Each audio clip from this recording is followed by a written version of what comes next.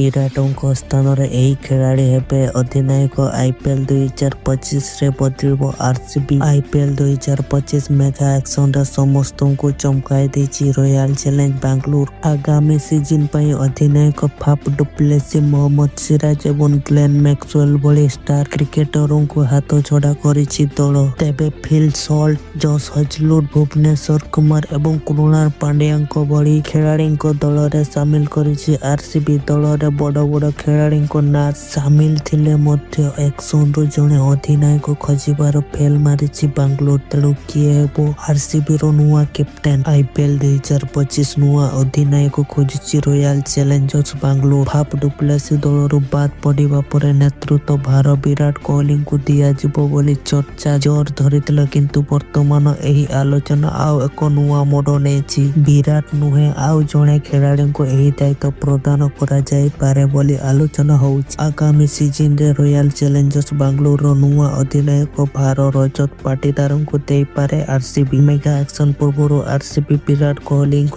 ସହ ରଜତ ପାଟିଦାର ଏବଂ ୟଶ ଦୟାଲଙ୍କୁ ଦଳରେ ରିଟେନ୍ କରିଥିଲେ। ତେଣୁ ବିରାଟଙ୍କ ପରେ ପାଟିଦାରଙ୍କ ନାଁ ଏହି ତାଲିକାରେ ସାମିଲ ହୋଇଛି। ତେଣୁ ଆଇପିଏଲ୍ ଆରସିବି ପାଇଁ 3 ନମ୍ବର ସ୍ଥାନ ମଧ୍ୟ ନିଜ ନାମରେ କରିଛନ୍ତି ରଜତ। ତେବେ ଏହି ଟୁର୍ଣ୍ଣାମେଣ୍ଟ ପରେ ରଜତ ପାଟିଦାର ମଧ୍ୟ ଦଳର ଅଧିନାୟକ ଭାବରେ ଦ୍ୱିତୀୟ ବିକଳ୍ପ ପାଲଟି ଯାଇଛି। ସେପଟେ ବିରାଟ କୋହଲିଙ୍କ ଦୀର୍ଘ ବର୍ଷ ପର୍ଯ୍ୟନ୍ତ ଅଧିନାୟକ ଦାୟିତ୍ୱ ତୁଲାଇବା ପରେ 2022ରେ ଏହି ଦାୟିତ୍ୱରୁ ଓହରି ଯାଇଥିଲେ। ଏହାପରେ ଫାଫ୍ ଡୁ ପ୍ଲେସି ଏହି ଦାୟିତ୍ୱରେ 2024 ପର୍ଯ୍ୟନ୍ତ ରହିଥିଲେ, କିନ୍ତୁ 2025ରେ ବାଙ୍ଗାଲୋରରେ ପୁଣି ଥର ବିରାଟ କୋହଲି କିମ୍ବା ରଜତ ପାଟିଦାରଙ୍କୁ ଅଧିନାୟକ ପଦ ପ୍ରଦାନ କରିପାରେ।